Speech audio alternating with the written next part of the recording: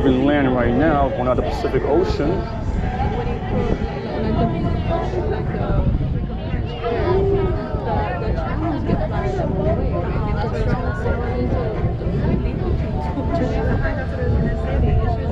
Oh, it's about to speed up now. Oh boy.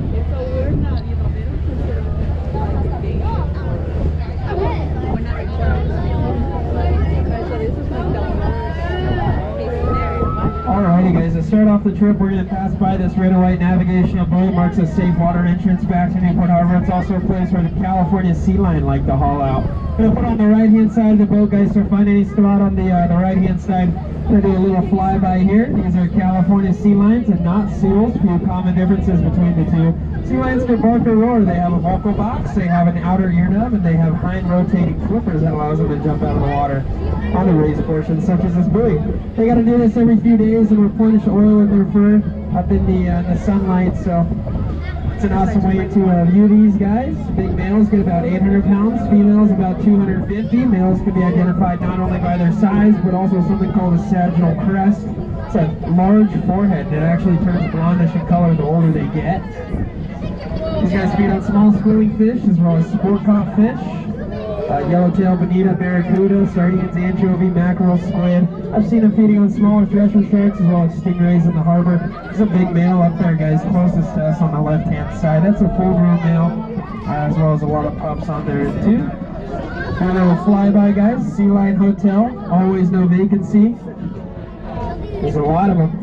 And then we're going to continue back on our way and head farther offshore here.